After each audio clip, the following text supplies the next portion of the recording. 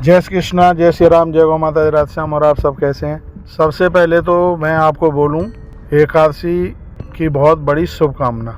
एकादशी कब की है वो अब सुन लीजिएगा।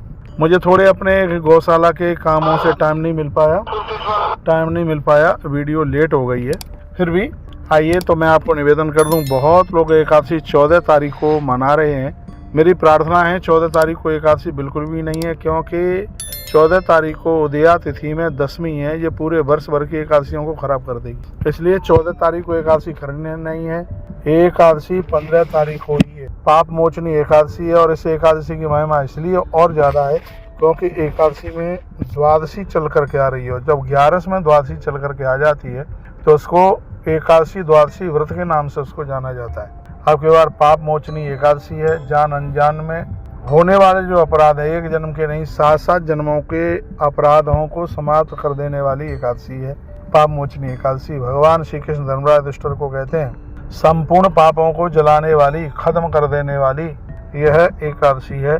गौदानम समम पुण्यम, यह एकादशी ऐसी है जिसमें सहस्र गौदान समम पुण्यम, हजारों गौदान के बराबर यह पुण्य प्रदानित कर देने वाली है। तो सभी हरि वैष्णव जनों को मैं निवेदन करना चाहूँगा, एकादशी 15 तारीख को ही कीजिए। हाँ, 15 मार्च, आप सही सुन रहे हैं, 2026 की 15 मार्च को यह पाप मोचनी एकादशी है और चैत्र मास के शुक्ल पक्ष में पड़ने वाली है। 11 संपूर्ण पापों का नाश करने वाली है। हरि वैष्णव जन 15 तारीख को 11 का पाठ करें और इस एकादशी को विष्णु सहस्रनाम का पाठ करने का बहुत बड़ा महात्म्य है। और आप जानते हैं पितामह भीष्म ने भी इस विष्णु सहस्रनाम के बारे में बहुत कुछ बोला है। विष्णु सहस्रनाम की इतनी बड़ी महिमा है, और जब इसको पाप मोचनी एकादशी के दिन विष्णु सहस्रनाम का पाठ करते हैं तो एक जन्म के नहीं 7-7 जन्मों के पाप चल करके राख हो जाते हैं। ओम नमो भगवते वासुदेवाय, इस मंत्र का जप करें।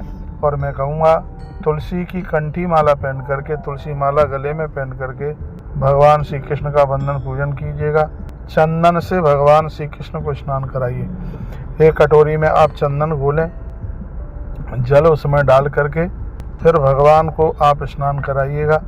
तत्पश्चात कच्चा दूध लेकर के, गौ माता का मिल जाए तो बहुत बढ़िया है, फिर शंख से भगवान को स्नान कराएं, पंचामृत से स्नान कराएं, फिर सूती वस्त्र से पोंछ करके और भगवान को बिल्कुल पोशाक पहनाइएगा। यह एकादशी भगवान विष्णु की पूजा के लिए बहुत ज़्यादा विशेष है, बहुत ज़्यादा विशेष है। विशेष रूप से इस एकादशी में गौ माता का पूजन होता है, गौ माता का वंदन होता है, गौ माता के सींगों से हल्दी इत्यादि लगाई जाती है, गौ माता की प्रदक्षिणा परिक्रमा की जाती है। इस एकादशी को इतना महत्वपूर्ण बताया गया है। गंगा जल से गौ माता के सींगों को धोया जाता है, ये तो मैंने अभी कुछ दिनों पहले ये बात बोली भी थी। और सींग का श्रृंगोदक, इसको श्रृंगोदक कहते हैं, उस जल का थोड़ा आचमन किया जाता है। इससे एक एकादशी की महिमा अनंत गुनी हो जाती है। यह वीडियो आगे भी भेजें जिससे और भी लोग लाभान्वित हो सकें। बहुत बहुत धन्यवाद।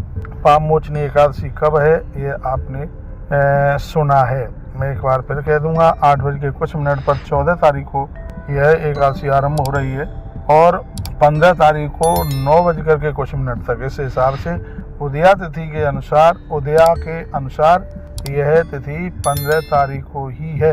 एकादशी में द्वादशी चल करके आ रही है, इसलिए इसकी और ज़्यादा महिमा बढ़ गई है। 14 तारीख को उदया में दशमी है, इसलिए यह एकादशी बिल्कुल त्याग करने के लायक है। बहुत बहुत धन्यवाद। वीडियो पूरा सुना, आगे भेजिए जिससे और भी लोग लाभान्वित हो सके।